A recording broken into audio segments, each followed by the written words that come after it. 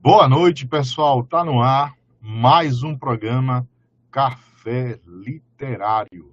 E hoje a gente vai estar batendo um papo com a Conceição Rodrigues, né? Que já passou por aqui no canal da editora, já veio a nossa querida e amada Moreno, terra das Verdes Colinas, mas também terra da literatura independente, né?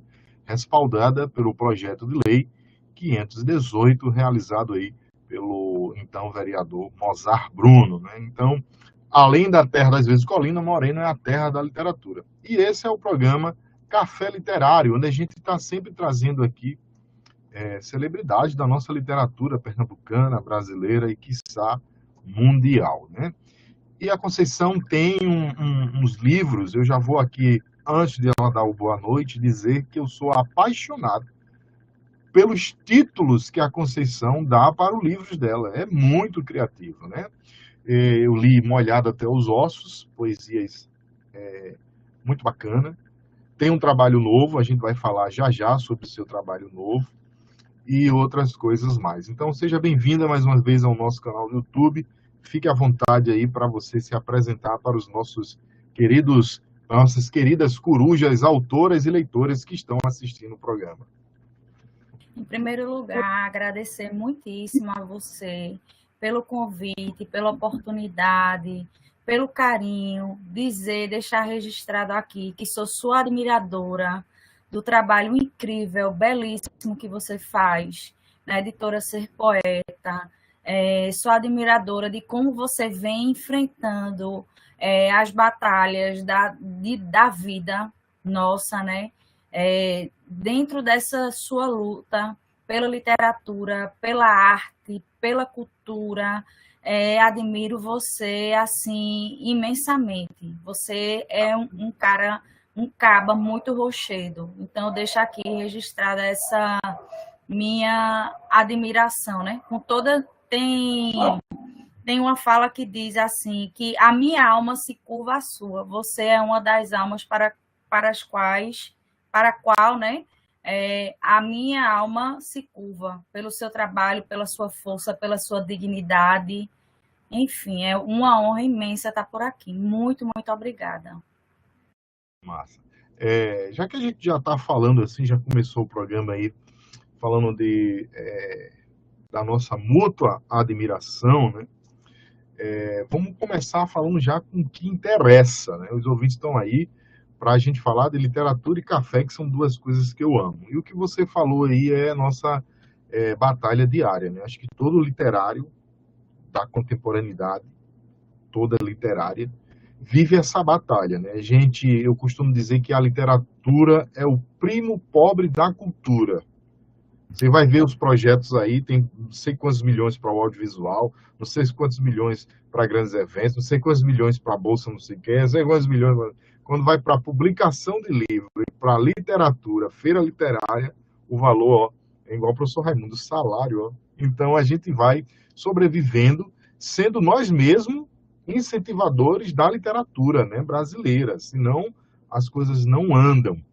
Recentemente a gente teve aí a volta da Flipper, né, que aconteceu lá no mercado Eufrásio Barbosa, em Olinda, homenageou o nosso eterno Chico Sainz e também o nosso querido romancista, né, Raimundo Carreiro, que é outra pessoa que dispensa comentários, né, também já foi homenageado na Feira de Moreno. Conta pra gente essa peregrinação literária entre a profissão e esses lançamentos, publicar, escrever, se gerenciar literalmente. Pois é uma luta assim grande, eu não tenho assessoria de absolutamente nada, né? O que eu faço é jogar a literatura e procurar os espaços que se abrem. Como você falou, assim, dentre as artes, eu acho, concordo com você, que é a que parece encontrar mais dificuldade, né? Não é fácil e a gente ainda, para completar, viu essa última pesquisa agora de 2024, retratos da leitura no Brasil, indicando que o número de leitores ainda caiu, né? Perdemos essa pesquisa, parece que faz um levantamento dos 3 últimos anos, perdemos quase 7 milhões de leitores. E se for considerado entre 2015 e 2024, chega quase a 11 milhões de leitores a menos. E essa pesquisa ela ainda foi generosa, porque ela considerou como leitor não o leitor literário ou aquele que lê um livro inteiro.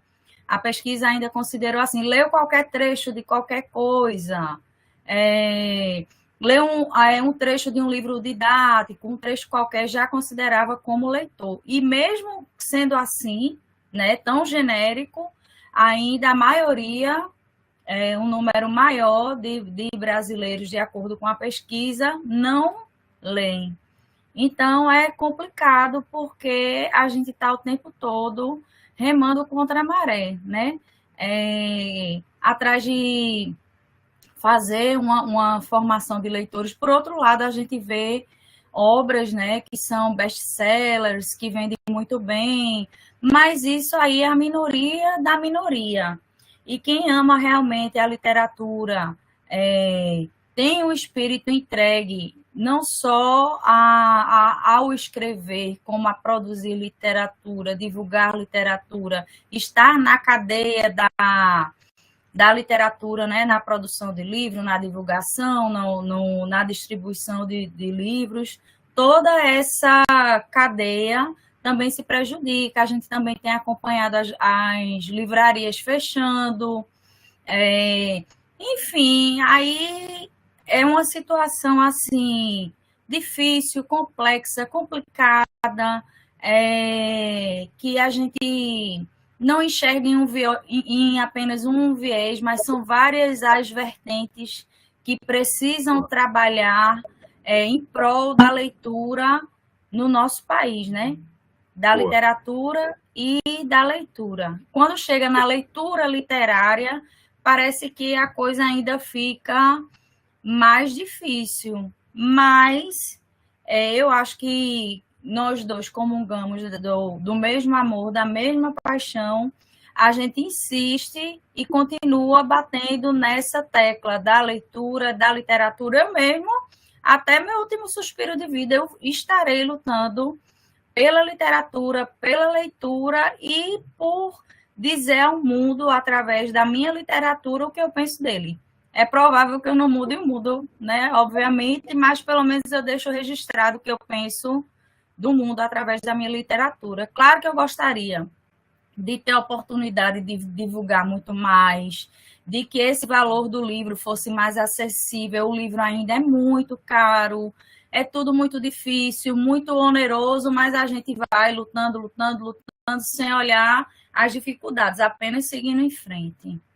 Boa. Não, o Mahatma Gandhi dizia que quando se quer mudar um mundo, começa com a nossa mudança interior, né? Então, estamos aí tendo o exemplo do Gandhi, que quem sabe a gente consegue, nesse mar que é as dificuldades da literatura, conseguir mudar alguma coisa para o mundo, né? A gente poderia estar por aí, né? Dando um golpe, roubando, sendo fascista, mas a gente está publicando livro, né?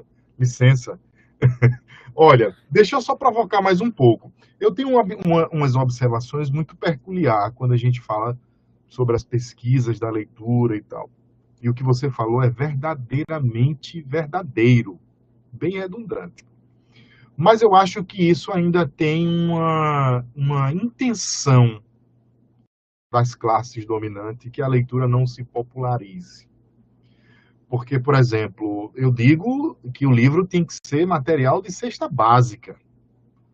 Que às vezes aqueles menos afortunados, em vez de levar um livro que vai custar 35, 45 reais para casa, em levar o pão e o leite, o pão e o café, ele vai levar o café. Então não tem nem como concorrer. E aí ainda a pessoa se sobressai porque lê o que pega do lixo, eu comecei a ler no jornal que vinha com a mercadoria, com livros que minha mãe trazia da patroa, que já ia para o lixo, que os filhos dela não queriam mais. Minha mãe foi empregada doméstica e tal, e aí a gente termina se sobressaindo, porque, galera, vocês que estão assistindo aqui a gente, quer ganhar, quer conquistar o mundo, quer conquistar o teu lugar ao sol, Lê, cara, lê. Mas lê tudo. Lê gibi, lê bula de remédio, lê placa de ônibus, placa de rua, porque você aumenta o vocabulário, melhora a sua dicção, sua cognição, através da leitura. É um ótimo exercício para os neurônios. E dentro do que você falou, a gente vai em muitas dessas livrarias, que inclusive algumas situadas na nossa amada Recife, Veneza brasileira, né? A gente não encontra escritor pernambucano. Há alas destinadas só para escritores hollywoodianos, russos, que estão na onda da crista. Adoro Harry Potter, acho livros legais, o Tolkien, acho muito massa. Mas eu não aguento mais entrar nas livrarias, ver dragões de Senhor dos Anéis, varinhas mágicas e várias edições de Senhor do Harry Potter. E eu sempre vou e pergunto, não tem escritores pernambucanos aqui não, contemporâneos e tal. E é uma dificuldade, inclusive, para a gente deixar o livro lá para ser vendido. Às vezes, me fugiu o nome agora, por cognição, coparticipação. Ele não vai ter nem despesa, ele só vai botar o livro lá na prateleira. Se alguém pagar, ele ganha ou o escritor ganha.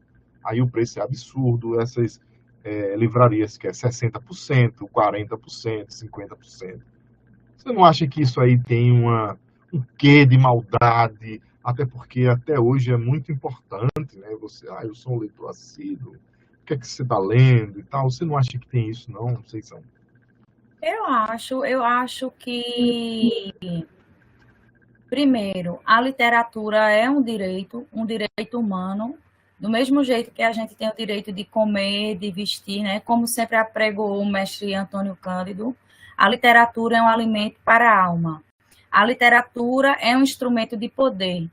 Daí a gente tira o interesse, né, dos governos fascistas de fazer tudo para derrubar a literatura, a cultura, mas a literatura é uma ferramenta perigosa para o pensamento crítico e para a liberdade do homem, né?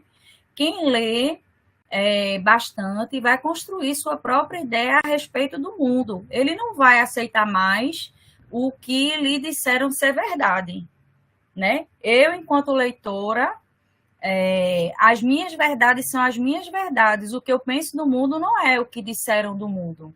E a maioria das minhas ideias não dialoga com quase nada que eu vejo por aí. Então, eu acho, né, eu tenho certeza, eu tenho convicção que a literatura contribuiu muito para o meu pensamento livre, rebelde, libertário, da minha alma livre. Muitas vezes o sistema me aprisiona porque nem sempre eu posso fazer o que eu quero, mas o meu espírito, a minha alma, o meu coração é livre graças à literatura. Então, quanto mais esse sistema dificulta, né, a arte, a cultura e, sobretudo, a literatura, mais fácil é de dominar um povo, continuar essa manutenção da desigualdade tão gritante. Eu sou professora de escola pública, eu vim de escola pública, eu sou do subúrbio, eu tenho meus privilégios por ser uma mulher branca, né? Mais branca, né? Branca brasileira, muito branca entre aspas, né? Que não é essa a branquitude que o europeu, por exemplo, entende como ser branco. Para eles, eu não sou branca. Enfim, mas dentro dos meus privilégios de ter a cor clara e do não privilégio de vir do subúrbio e de família pobre, eu acho que eu consigo manejar e entender um pouco de como o mundo funciona. Então, para o sistema, quanto mais a gente for ignorante, melhor de nos dominar. Aí a gente vê como resultado fake news para todo canto, ideias absurdas, né? Em 2024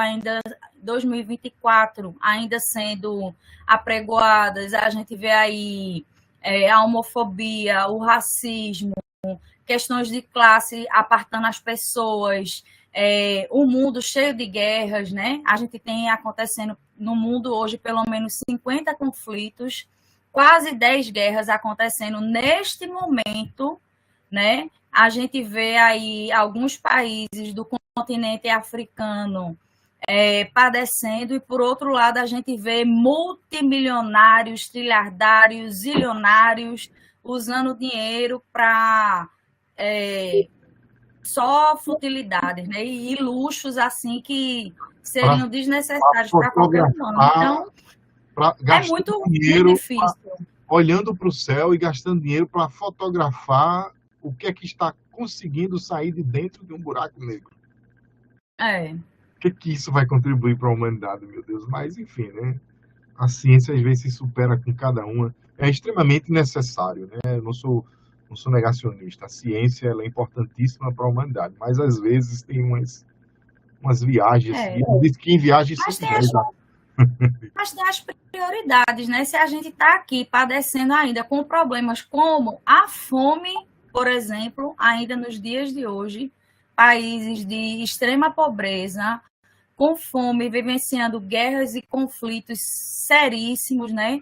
Países extremamente machistas e misóginos, mulheres morrendo aí a rodo, as pessoas ainda continuam extremamente homofóbicas, religiosamente ainda altamente fundamentalistas, e a gente ainda não está nem resolvendo o nosso lado. Claro, como você disse, eu concordo com você, a ciência é importantíssima, o conhecimento, tudo, mas eu acho que a gente tem que priorizar o que é emergência, né? As questões climáticas, a gente não sabe se morre de desigualdade social, se morre de uma questão climática, se morre da guerra. Então, são tempos difíceis, sabe? Infelizmente, a gente retrocedeu aí uns 40 anos atrás, é a sensação que eu tenho. Mas foi bastante bacana aqui para iniciar o papo, mas vamos falar um pouquinho dos teus trabalhos antes de a gente chegar no trabalho atual. Como eu falei, eu sou apaixonado pelos títulos que você dá aos livros, né? As deusas, como é o título? Os deuses da Santa faiscam, né? Isso já é uma poesia. Os dedos das santas costumam faiscar. Quase um trechinho, né, mesmo, de poesia.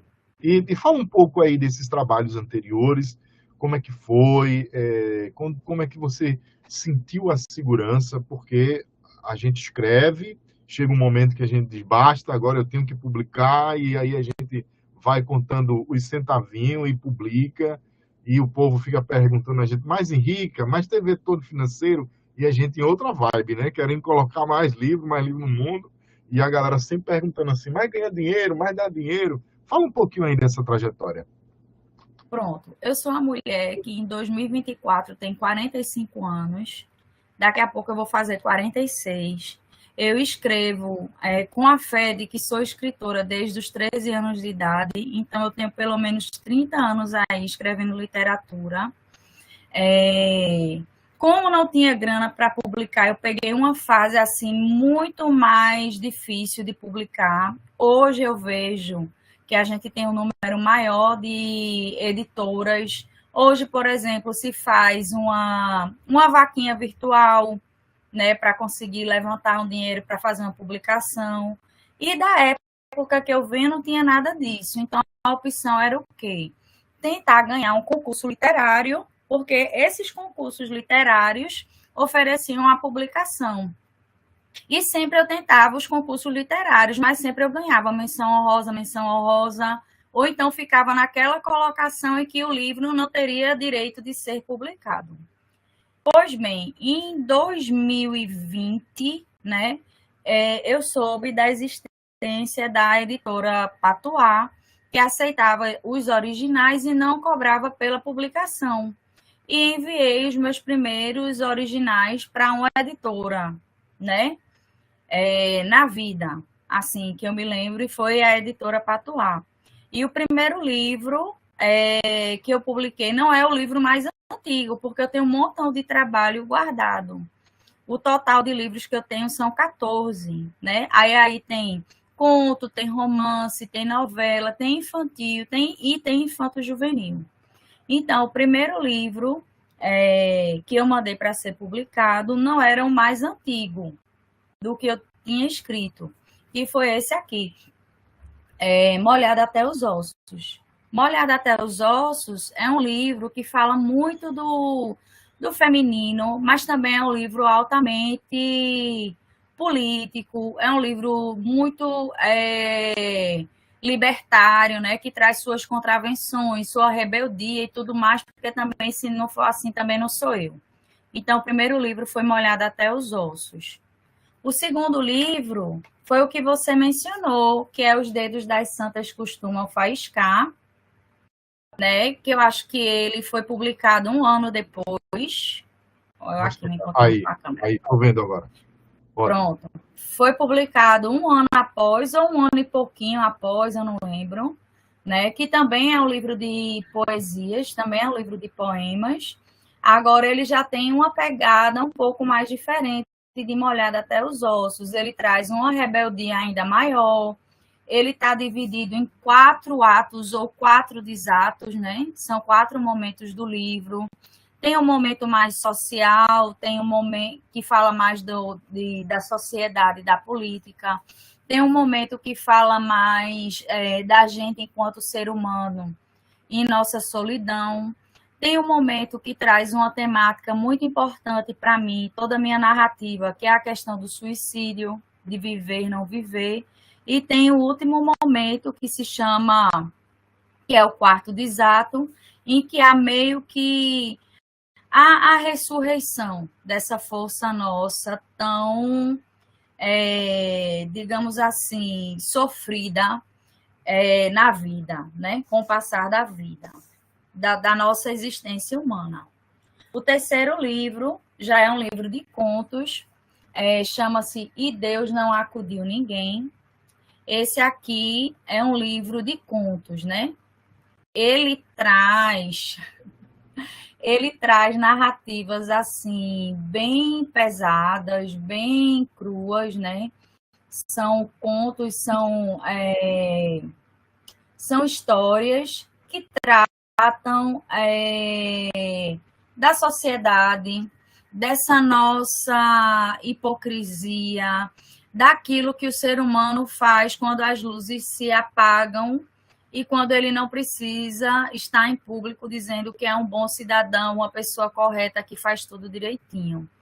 Então, E Deus Não Acudiu Ninguém é um livro em que o narrador ele está lá na brechinha do mundo, vendo o que acontece para deixar meio que às claras, né?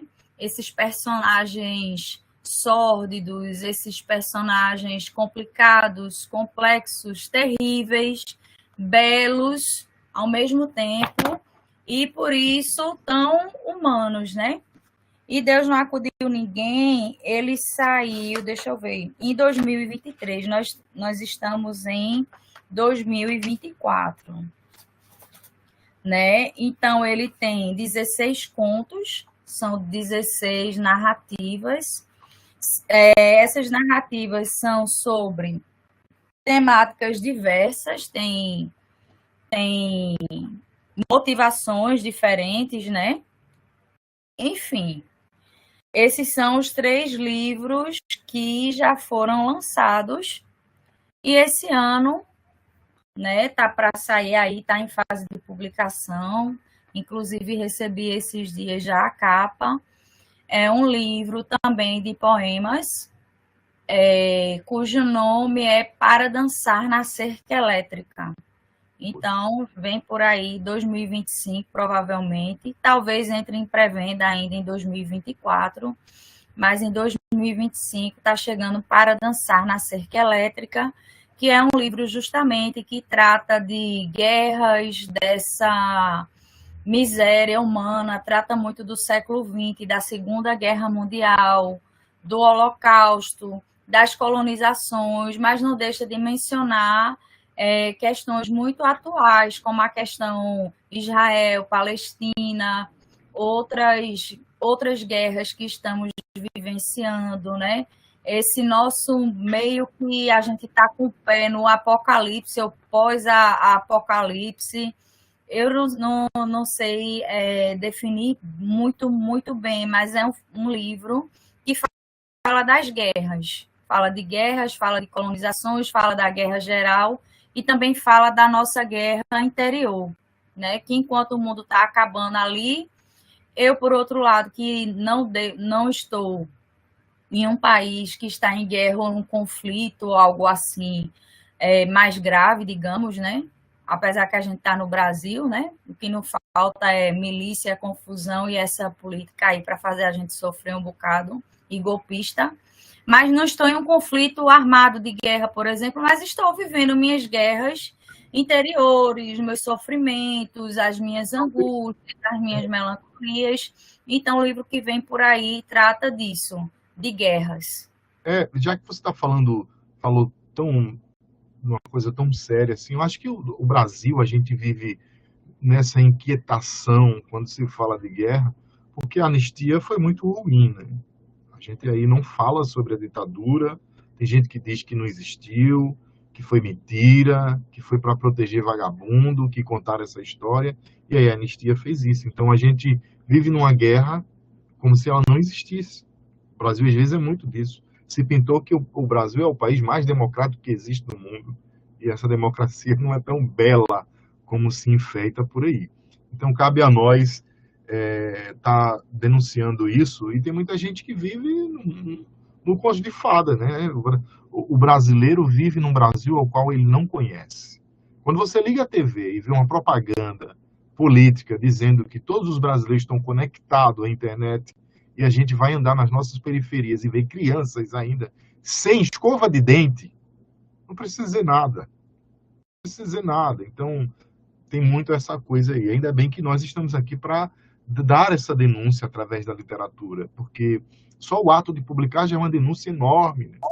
Porque, como você falou, o livro ainda é uma tecnologia muito cara. Por que tem que ser tão caro ainda, em pleno século XXI, para publicar livros? E a gente encontra os mais intelectuais dizendo, mas é porque não precisa publicar livro agora, porque vai acabar com a desmatação. Com publicação de livro eu estou contribuindo para o desmatamento. Querido, não é a publicação de livro que vai fazer a floresta acabar, não. Até porque hoje se tem uma publicação mais consciente, por demanda, você já não publica muitos livros, porque e tal, enfim, né? Tem discussão aí para meio mundo de coisa, como dizia meu avô. Mas manda poesia pra gente, afinal de contas, o programa é Café Literário, né? Pra gente conhecer um pouquinho dos teus trabalhos. Pronto, então eu vou ler um poema de Molhada até os Ossos. Deixa eu pegar um que está bem aqui na frente para facilitar. Pronto. Vou ler o poema chamado A Mulher das Sete Saias. Posso mandar brasa? Por favor. Pronto, então vamos lá. A mulher das sete saias, uma mulher cáustica. A mulher das sete saias abarca em suas barras o mundo todo e todos os homens. É metafórica, magnética, pneumática. A mulher das sete saias está nos portos, postes e bares. Está, quando quero escutar, os pássaros pintados nas paredes de Hiroshima. É epilética, concentrada, esquizofrênica, de carnes moles, é reconvexa e umidade. A língua até a úvula esterilizada. A mulher das sete saias tem a boca costurada de linha preta, as pernas entreabertas, ilhadas de pelos brancos. Há séculos emparedada, poieses das folhas craqueladas, 70.000 cacos de um só estampido, no estouro interno. É a alegria das coisas mortas. Vejo pela janela que dá para a janela do meu umbigo. Trepa com todos. Eu, orgulhoso, tenho apenas 10 dedos. A mulher das sete saias tem 7.000 lábios, é sifilítica, lubrificada, uma máquina antiga com pernas. A mulher das sete saias tem cabelos de gerânios, costelas de gérberas, olhos de azinhavre, beijos de língua, é digital, transcendente, asmática, tem seios de vidro.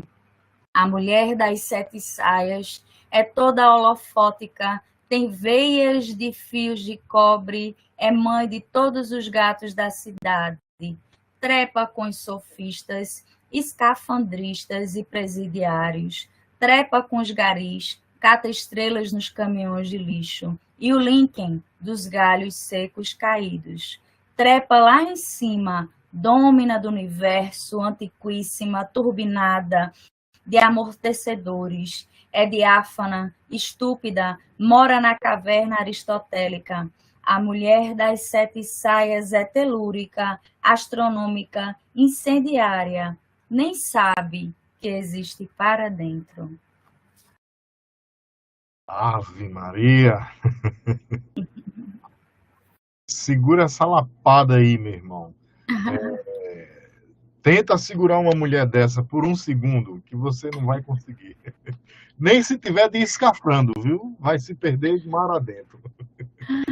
Legal. E como é que você consegue, dentro de todas essas aventuras e desventuras que é o cotidiano, estar publicando e ter garra para, além de tudo, ainda dizer, estou aqui para ainda ser este ser político, né, que precisamos ser nessa contemporaneidade?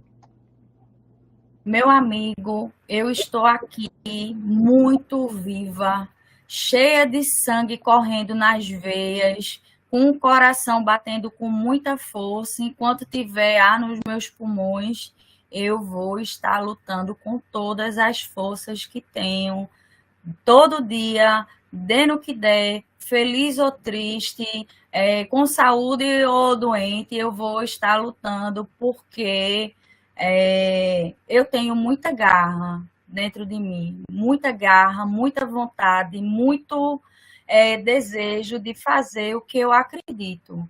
Independente de dar bom ou de dar ruim, de ter eleitor ou de não ter, né? Pela sorte do destino, para alegria minha, eu venho encontrando aos poucos leitores, gente que vem gostando da minha literatura, pessoas que vêm divulgando por elas mesmas, gente que lê, que eu nunca vi na vida e vem me dizer que gostou, né? Mas independente disso, se não tivesse havendo isso, porque não houve, por pelo menos 30 anos eu fui uma mulher engavetada, e eu não desisti do que eu amava fazer, do que eu amo fazer, porque eu nasci, Davidson, para isto. Eu nasci para isto. Eu nasci para literatura. Eu nasci para colocar o que eu penso e o que eu sinto de alguma forma através da palavra. A palavra me alimenta, a palavra me faz viver. É isso que eu nasci para fazer e eu vou fazer enquanto eu puder. Enquanto o destino, ou Deus, ou as deusas, ou o universo me manter com o mínimo que é preciso de um corpo para produzir literatura, eu estarei lá. A vista já não está funcionando muito bem, eu estou tendo uma dificuldade muito grande para ler, né? Mas eu vou até o fim. Mas vou até o fim. Bacana. Deixa eu trazer mais um pouco aqui nossa educação no país. Você não acha que a escola está precisando ter mais vivência? Por que que eu digo isso? Em minhas caminhadas nas escolas, uma vez um aluno eu falando que a gente já tinha mais de 100 títulos publicados e tal, e que também publicava, além de ser editor, e um aluno chegou para mim e disse assim, mas você é um escritor vivo? O menino ficou assim, em parafuso, né? Como assim você é um escritor vivo? Você está vivo e escreve, ou seja, na cabeça do pirraia, quem escreve já está morto, né? Porque a escola está cheia dos nossos contemporâneos. E aí, claro que eu não estou dizendo que isso é ruim. Mas não está precisando de levar mais escritores contemporâneos da atualidade, escritoras. Aí tem a escola agora de integral, e era para ser de um formato totalmente diferente, e aí a gente não vê os artistas dentro da escola. As secretarias estaduais de educação municipal também não adquirem livro do artista local, do artista da sua cidade, a gente não vê. Eu fiquei velho, saí do secundarismo e não vi o Miró da Muribeca, não vi Raimundo, muito pouco, não vi os escritores que a gente conhece, bem próximo da gente, publicando o tempo todo. Por que eles não chegam nas bibliotecas das escolas? Qual é o mistério? Principalmente se o autor for vivo, né? Tem uma fala que diz assim: a sociedade mata seus poetas para depois citá-los. Pois é.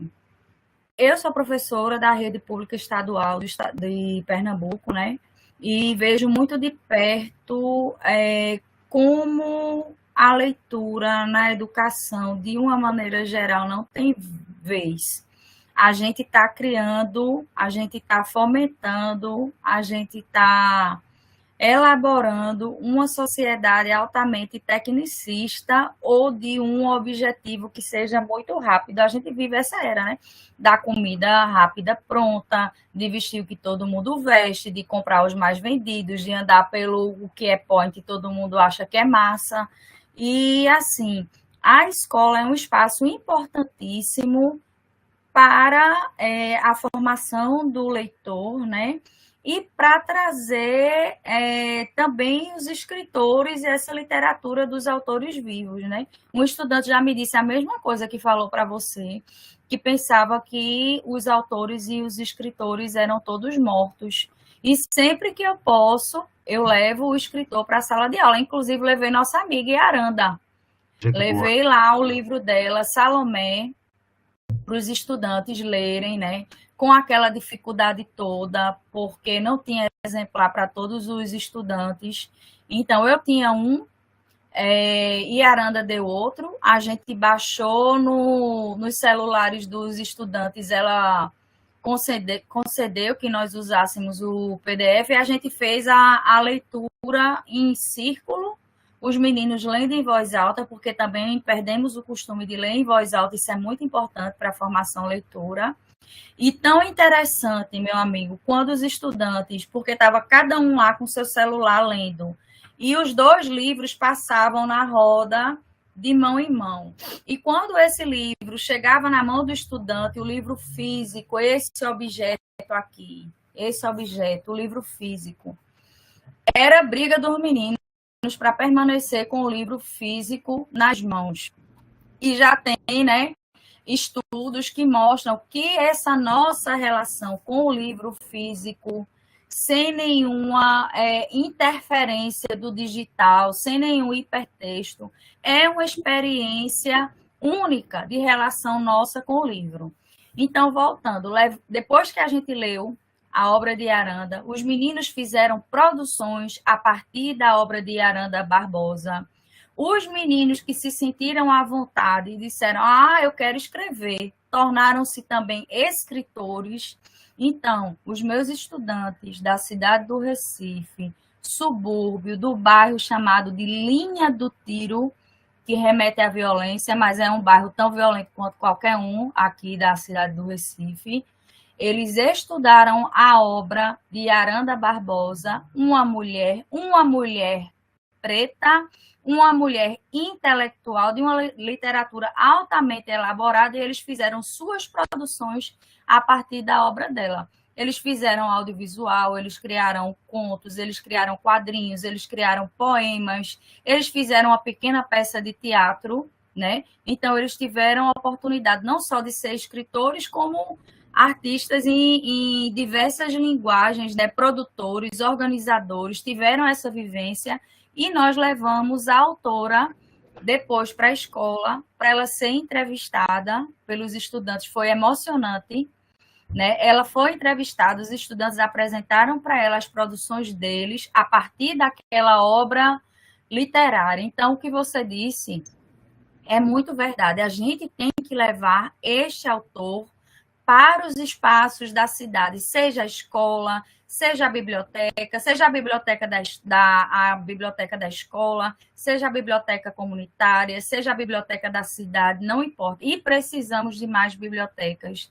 E precisamos de mais espaço, não só para os estudantes, mas para o trabalhador. Não estamos pensando no trabalhador, naquele cara, naquela mulher que sai cedinho, chega em casa à noite. Em que momento essa pessoa vai ler? Como é que ele vai ter acesso ao livro? Cadê a biblioteca nos bairros, né?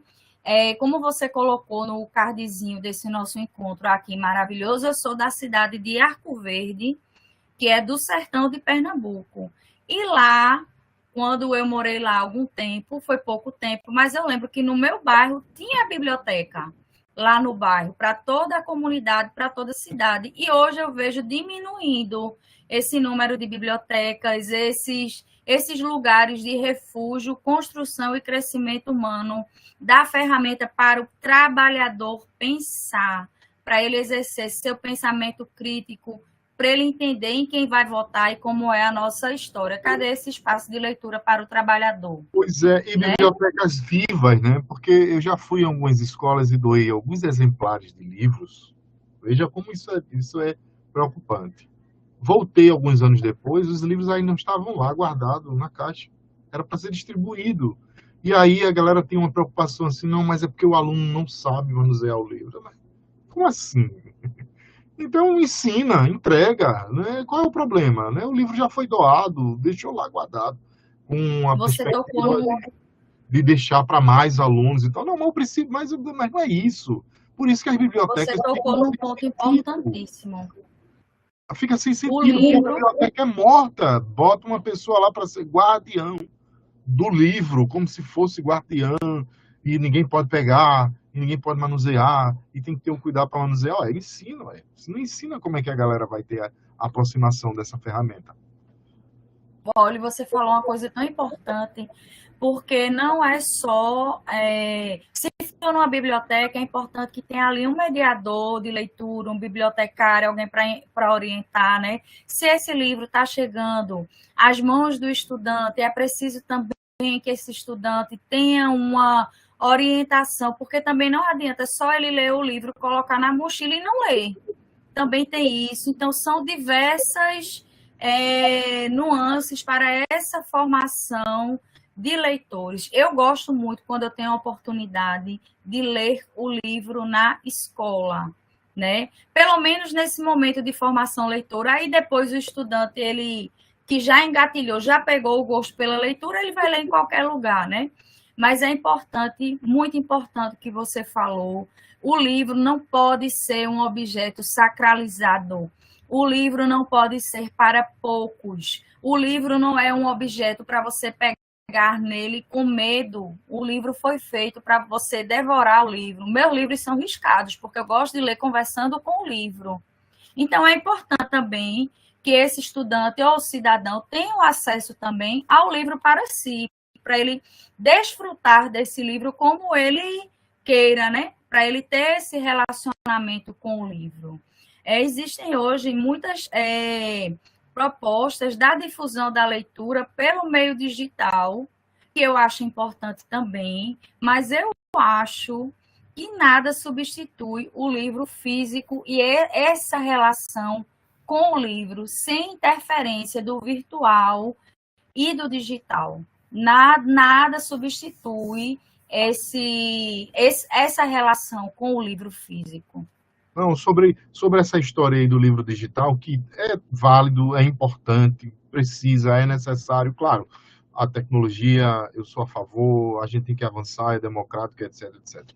Mas aí eu conto sempre essa história, quando a gente fala do livro digital. Certa vez eu estava batendo um papo e o cara, olha, eu quero fazer o meu livro digital, e aí vocês não trabalham com livro digital, e ele tentando me convencer que a gente deveria investir mais no livro digital. Eu disse, deixa eu te contar uma história, né? Eu sou de uma geração, eu gosto de dizer que a gente, 80, né? É de uma geração de transição do analógico para o digital. Então a gente viveu o melhor dos dois mundos. Eu ainda peguei fita cassete, roubei fita cassete da minha mãe para gravar Toque de Amor por cima de uma fita dela, aí ela descobriu e me deu um cacete que era um brega bregoso, e eu botei um monte de música internacional, Dory Street, Ahá e tal, lembra, né? Toque de Amor era um negócio, era embriagador, você ficava louco para assistir as traduções lá do Quinho Ventura, né? E eu disse ele, e aí, cara, você veja, o Lenny Travis, que é um cantor norte-americano que eu adoro muito, né, e tal, completou agora, parece que 60 e lá vai o trem, tá lançando mais um vinil da carreira dele, inclusive para fazer alusão a esses 60 e poucos anos. E aí eu disse o cara, então, quando o CD surgiu, eu li inúmeras matérias dizendo que iria acabar com o vinil. O vinil agora vai ser enterrado, não se tem mais vinil e tal. Aí eu pergunto, quem foi que acabou? O vinil nunca parou de ser produzido, até hoje é produzido em grande escala, não é pequena não, é em grande escala. É cult, é sofisticado. Agora mesmo a gente vai fazer domingo uma audição. A Academia de Letras e Artes do Moreno vai fazer um encontro de escambo de vinil no Espaço Unquital, que é um espaço maravilhoso aqui em Moreno, para as pessoas trocarem vinil, vender vinil e tal e tal. Então, veja, a tecnologia ela tem que ser paralela com aquilo que existe, com aquilo que funciona, com aquilo que é bom. Não tem uma coisa, não precisa exterminar a outra. Não precisa, é totalmente desnecessário isso. Né? Então, tá aí, o vinil tá aí até hoje. Quem é que compra um CD hoje? Acabou, nem é fabricado mais. Há milhões de anos se deixou de fabricar o CD. E fake news que a gente falou aqui, qual é a fonte mais segura para acabar com a fake news? É o livro impresso. Ah, vai ter livro que vai ter mentira? Vai, mas quando o livro é impresso, você sabe aonde que imprimiu, quem escreveu, só se o cara estiver mentindo até o nome dele, a referência dele, aí você não vai encontrar. Mas ali é mais seguro, você sabe quem foi a editora, tem toda uma responsabilidade para colocar aquilo no ar. Para ilustrar bem isso, uma vez um cara me perguntou, a editora Ser Poeta publica tudo? Eu digo, tudo, menos aquilo que feria a dignidade humana. Então, não feriu a dignidade humana, meu amigo. Pode vir para cá que fazemos qualquer negócio, a gente publica, sabe? Então é isso. Deixa eu fazer uma pergunta, que é a pergunta mais sacana aqui do programa. Eu vou deixando ela para o final, para o meio do programa e tal. E as pessoas têm reclamado, inclusive, da pergunta, que diz que é difícil de responder. Vamos usar a nossa imaginação literária agora e pensarmos que você vai ter uma missão. O planeta Terra aí, depois de todas essas guerras, está ao caos. E você precisa salvar 5 títulos para levar para o futuro da humanidade. Quais seriam os livros que você salvaria? Eita, o primeiro que vem à minha cabeça é o livro do Desassossego, de Fernando Pessoa. Esse livro mexe muito comigo. É tanto que o primeiro que vem à minha mente é ele. Mais 4, é? Mais 4. O primeiro seria o livro do Desassossego. Depois seriam as poesias de Sylvia Plath, né, para falar bonitinho em inglês. Depois, deixa eu ver, para salvar a humanidade, eu levaria Crime e Castigo, de Dostoiévski. Levaria, já são 3, né? Isso. Levaria Os Maias, de Essa de Queiroz, 4. E deixa eu ver.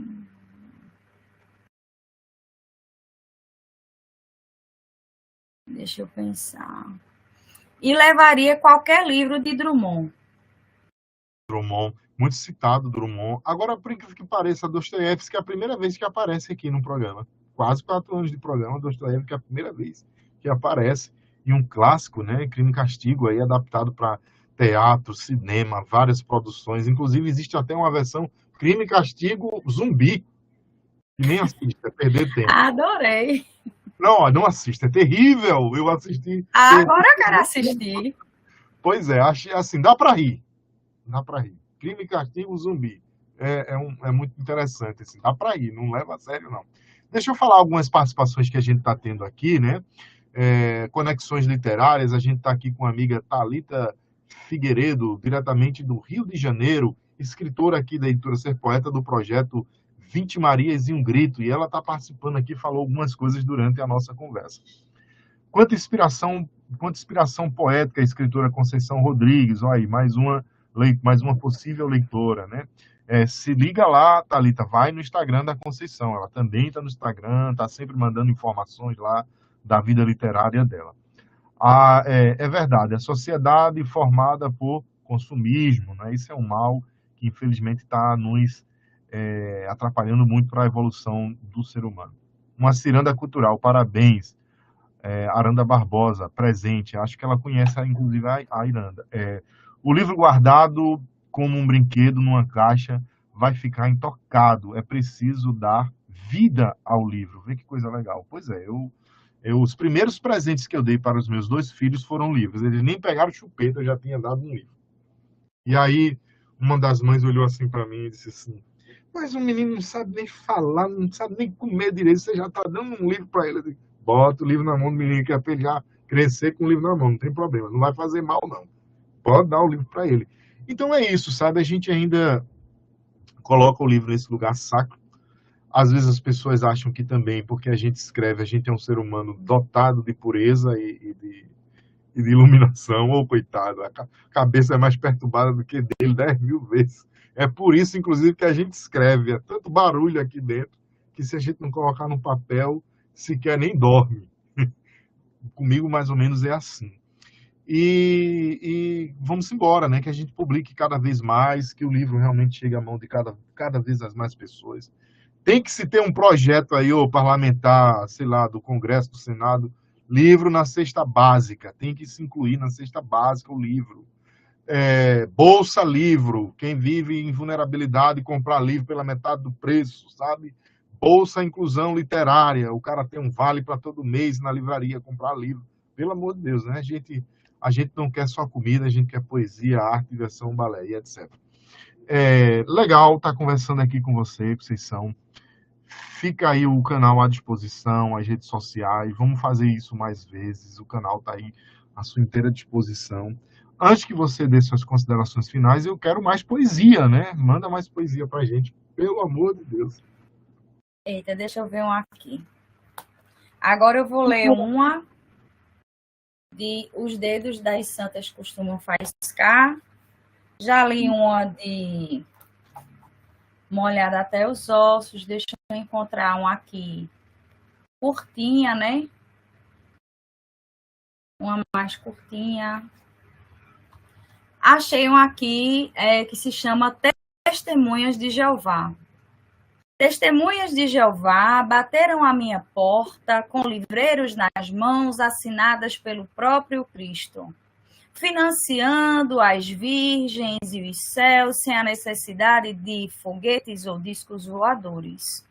Ruas de ouro, carneirinhos, MP3, megafone, alto-falante, cadeira de massagem, pagamento de prestação, carro novo, apartamento na planta e spa. Emprego, falta de memória, perdão, colchão d'água, passeios com leões adestrados por Davi. Quem suportaria uma eternidade eterna, a não ser por necessidade de uma consulta gastroenterológica? Me ofereceram uma vida casta, sem esbórnia, e eu querendo bailar com os capetas. O que é o esquecimento das desilusões?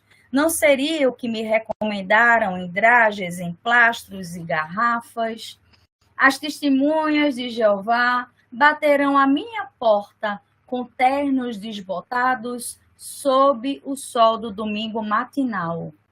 As testemunhas de Jeová bateram à minha porta, oferecendo a glória e a eternidade. Eu preferia que fossem revendedoras Avon.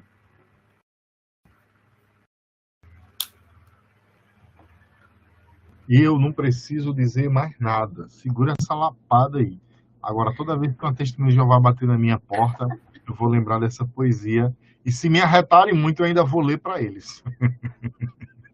Para se orientar na vida, para acordar para Jesus. Foi um prazer ter esse tempinho aqui para a gente conversar, né? Embora a gente esteja aí sempre vendo projetos um do outro, eu sempre acompanho lá muita coisa no seu Instagram, eu vejo que você está ativa, acho massa quando você recita poesia lá, mostra o dia a dia com os alunos e as peregrinações literárias que a gente precisa fazer, como eu falei no início do programa, né? A gente tem que ser o produtor, a gente tem que ser o financiador, senão a gente não coloca para fora os nossos pensamentos. Mas que bom que você também é resistência, então a resistência literária que habita em mim cumprimenta a resistência literária que habita em você, E eu já vou me despedindo, né? E eu gostaria que você, então, mandasse aí uma mensagem para essa mulherada que hoje,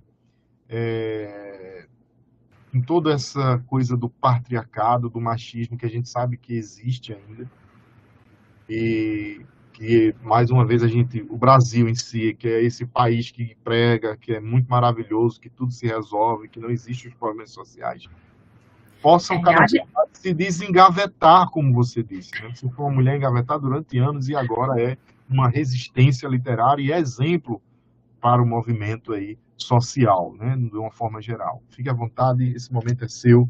Se quiser falar alguma coisa que eu não perguntei, pode mandar beijo. Aqui não é programa da Xuxa, mas pode mandar muito beijo, muito abraço. Fique à vontade. Esse poema das Testemunhas de Jeová, né? Eu sou meio testemunha de Jeová pregando a literatura. Eu vou de porta em porta, eu levo diversos nãos, diversos foras, mas continuo empunhando a espada da minha fé, que é a literatura, com relação à mensagem que você falou para as mulheres. Mulheres, sejam o que vocês querem ser. Não importa o que digam, nem o homem que você ama, nem a mulher que você ama, nem a família que você ama, nem o país que você ama, nem o que disseram para você ser. Seja só o que você quer ser e você será feliz. Independente de nomenclaturas, religiões, partidos, planetas, enfim, seja o que você quer ser e não deixe que ninguém peça isso. Esse é o meu recado para as mulheres e para a humanidade. Quero deixar um beijo grande e agradecer esse querido que conversou comigo até agora, o nosso David. Então, deixar um beijo grande para ele, dizer que eu admiro muito ele. E um beijo para quem estava com a gente e quem vai estar, porque eu vou divulgar muito esse vídeo, viu? Um beijo, gratidão enorme. Estou por aqui à completa disposição.